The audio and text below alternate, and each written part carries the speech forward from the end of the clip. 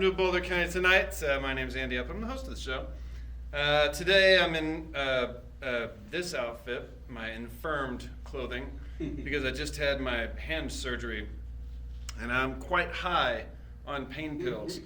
So this is going to be a little bit of an interesting episode. I call this outfit One Ando Over the Cuckoo's Nest. Let's get the show started. How do we start? Of course. It's time to go to bed, Grandma. Are you still up? Wake up. Wake up, Grandma. I know how it can be all doped up on drugs and shit. Sleep really well. Good. It's time to wake up and go to bed. Wake up and go to bed, Grandma! A little disclaimer, of course, anything that I say or do on this show, or anything my guest might say or do, does not reflect at all upon our noble and worthy advertisers. In this case, it'll be Abbott and Wallace Distilling. Spoilers for later in the episode. Maybe I shouldn't have spoiled it, but yeah, it's the same ones as last time. So we release that wonderful, noble company from any, association with anything that I might say in life. So yeah, I just had surgery the other day on Tuesday, and we're shooting this on Thursday. They told me today would be the worst day for my pain, and it's been a painful day, but also I've just been so doped up all day that I think I feel bad, but I also just mostly feel confused. I think me on this drug is probably as close as we'll ever actually get to me doing a Joe Biden impression. Have you ever noticed that old Uncle Joe will be like, he'll talk to the camera, but he always looks like he's reading at some distance, He's never just walking around being like, hey, it's me, the president. He's like, hey, it's me, the president. You ever notice that? I don't know why. I was trying to put together a Joe Biden impression for you because I thought, of course, we have to make fun of the president. This is when we speak to power and all this shit. But he's just got such a bland, normal white guy voice that I can't achieve it because I'm already that. And it's a little frustrating. And I make fun of the president, of course. It's one of our jobs in the arts. I like him better than our last president, but I feel like the establishment Democrats got Joe Biden involved because they were like, oh fuck, we've run out of Clintons. What are we gonna do? Where are we gonna? And then somebody at the back was like, let's try the Air Bud strategy. What's that? Well, we got kind of this aging Labrador back here. Is there technically a rule that says we can't run him for president? And they're like, I don't know. Can he wear a suit? He can wear a suit. Oh my God. That turns out to be one of the things. Now he can be president, the Air Bud president. But I think it's probably better to have an Air Bud style. Do you remember who Air Bud was? He was a magical dog that could play a lot of sports because of the paperwork technicalities. So he can shoot a three-pointer, but it's not illegal to have him on the Dallas Mavericks or what the fuck ever. That was kind of the idea of the franchise. That's what I'm trying to point at in this particular monologue. I think even though we do sort of have an Air Bud Labrador type president, Labradors can be trained to not hump everyone, And that's something we couldn't train our last president to do, to stop humping everyone. Anyway, some local news, maybe, I saw a newspaper article in the Times called, we saw it all together last week. It was the one right above my article. That was the Healthy Drink Initiative. They're trying to make it to where children's dinner items or whatever in town come with a water or a milk instead of cyanide or whatever the fuck you parents are feeding your fucking children. And it turns out 58% of Longmont is against it. 58% of Longmont is like, don't fucking tell me that I can't poison my children if I want to. I want to drink a pint glass of like hard sugar beverage. And that's what I want my kid raised on and shit. Don't tell me my fucking kid has to drink what? That's a real thing that's happening in our community. I thought 58% people being against it was sort of interesting. More national news. Boy, this is sort of a weird story. OnlyFans, famous website, of course, they pulled what is now, I think, pretty obviously a marketing move when they threatened to ban all sexual content from their site. Their site that was, by the way, built on the backs of sex workers and models who make their own content and take care of themselves on there. They run their own businesses on that site. And the site, of course, treats them like shit. They threatened to ban them, of course, from the site for whatever reason that they had made up for the week. But really, they just, I think, wanted to be in the fucking news. The darkness. The darkness. During this, they I know that this isn't really a joke, but fuck them. This is what happened. They managed to take their whole creator base and shame them, gaslight them, financially threaten them, and abandon them. These are the people they've built like $1 billion industry on the back of, and then they're gonna just tell them to fucking hit the road or whatever. That's what happened over the past few weeks with OnlyFans. And I know a lot of people are making the fucking, lighter jokes about it. And it is, it's a strange topic, but god damn it, this is really a story about workers in America getting fucked over. Yeah, they fucked over their entire base of creators. We hate that when that happens. But I'll tell you something. The story's not over. The fucking story's not over. Because, you should just keep watching over the next, who knows, over the next month or so. This story's not over, and here's how we know. Because, have you ever pissed off a stripper?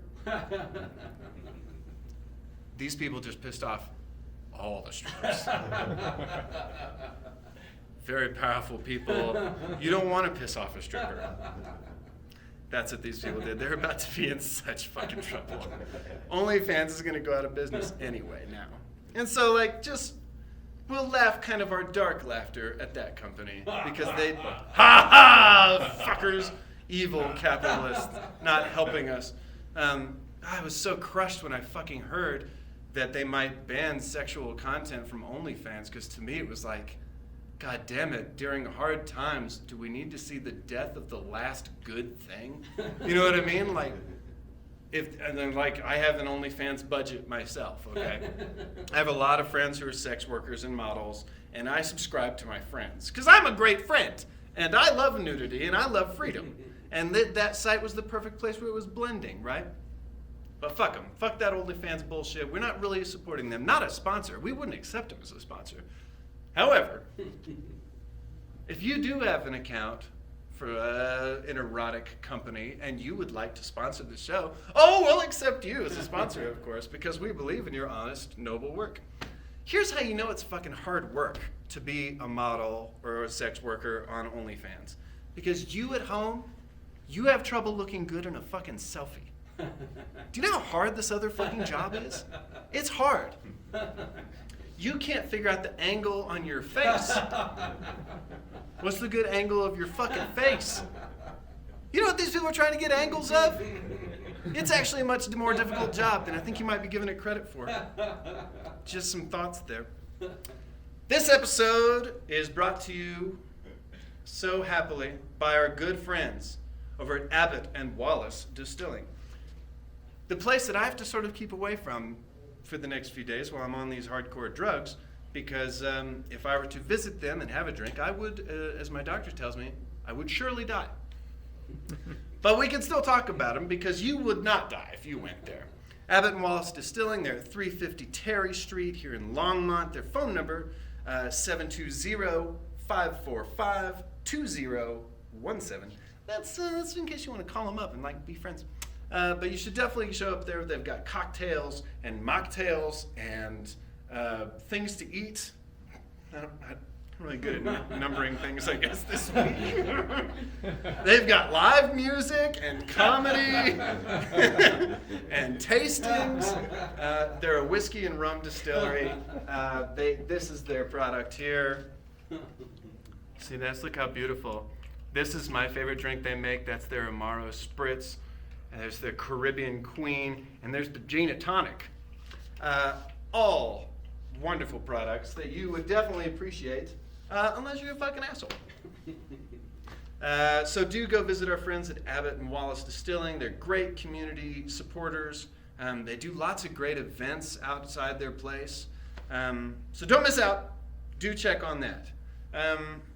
Now, this episode, we had a last-minute cancellation with our guest. And so I had an old friend of mine who is going to stop in and be our guest for this episode. We're going to talk a little bit about what it's like to be in the workforce nowadays. Remember that story we were talking about just a few minutes ago with the OnlyFans people? That's not actually a very unique story in America right now, and we're going to talk about why that is. So in just a second, we're going to have my friend on. Ready? Here it is right now! Jack, thank you very much for coming on the show. Yeah, well, you're welcome. Thank you very much. And the reason I wanted to have you on the show is because, well, we've been friends since I was a little kid, of course. God damn that! How long has that been, Jack? Yeah, like 30 years. We've been friends for 30 years. It's amazing. Wow, I know, it's really incredible. Now, over the time that I've known you to have a lot of different kinds of jobs. And of course, famously, you worked in several circuses. And what did you do when you worked at the circus?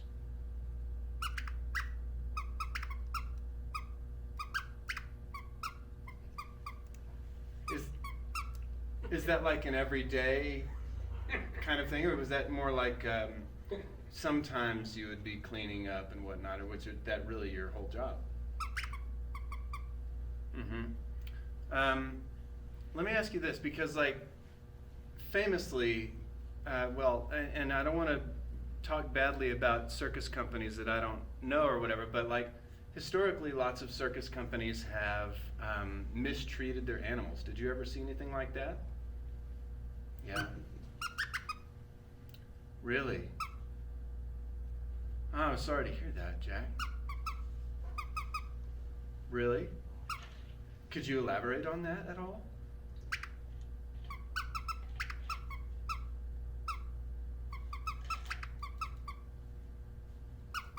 Really? Jesus. Like that? Jesus. I wish we were talking about the OnlyFans thing. You were here for the monologue.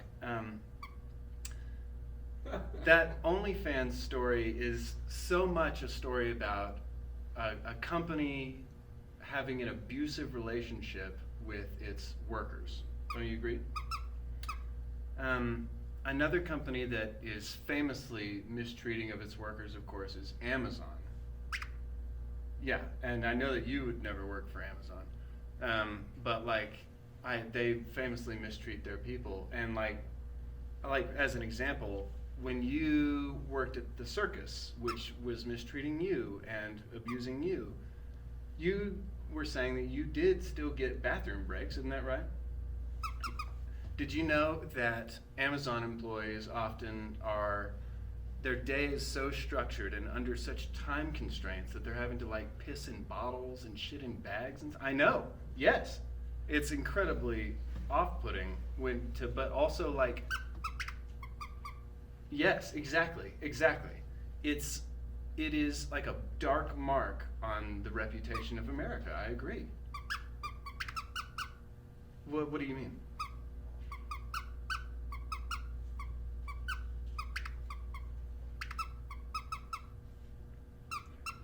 Yes. Yes, it is. It's like a trickle up system. And it's you wonder how these one percenters have accrued all of this wealth or whatever, and it's from just strangling the average worker. I don't mean to bother you that much. Yeah, thank you for being so open with us today. Yeah.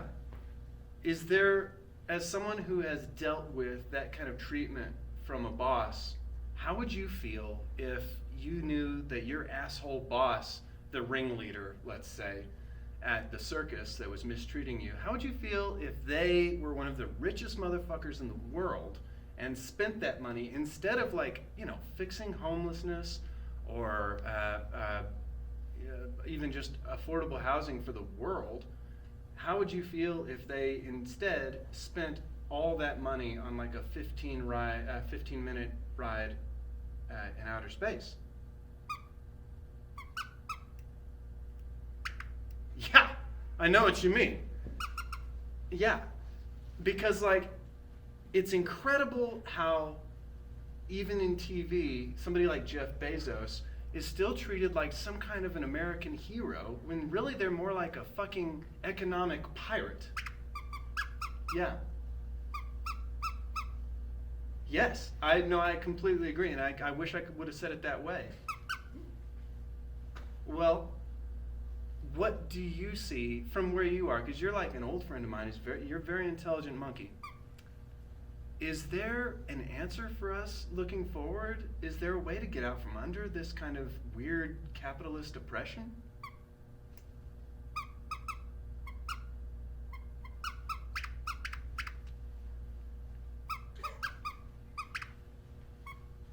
Yeah, I agree. It's a problem because workers are used and discarded. I agree with you.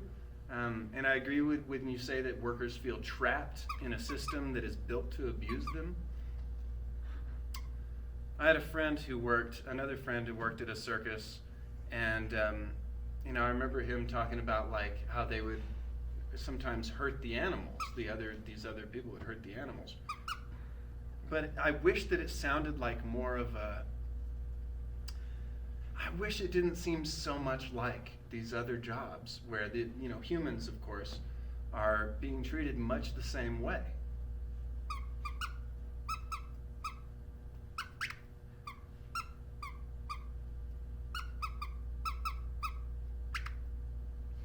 No, I agree, actually. Jack, that's actually a great quote, and I want to like maybe try and write that down. But like, workers are in America in an abusive relationship with capitalism. No, I agree with you completely, actually. Yeah.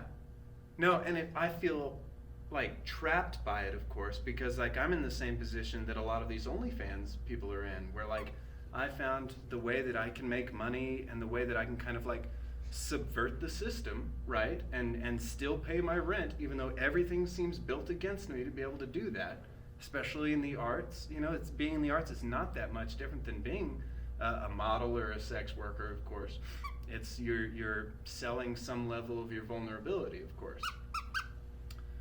And I feel like, especially, of course, we've been friends a long time. You've heard me bitch about the music business for years, an intangible product, of course, music. So, exactly, that's exactly right. I feel a kinship with people in that position, but at the same time, I'm not really sure what kind of advice to give my friends who are being taken advantage of by this bigger company, except to try and start their business by themselves or have a paywall on their own website or something. But frankly, it seems like such a how do you drive traffic that way? How can people feel safe putting their credit card in everybody else's website or whatever? Do you have any thoughts on that?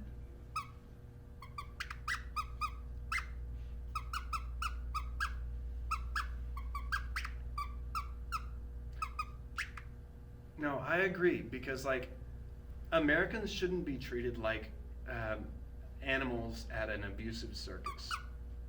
I completely agree. And I guess that's sort of the message for this episode, huh? Yeah. No, I really appreciate your input, Jack. And man, thanks for coming on our show. I really appreciate you, man. Thanks, dude. Oh, I know, right? Was it?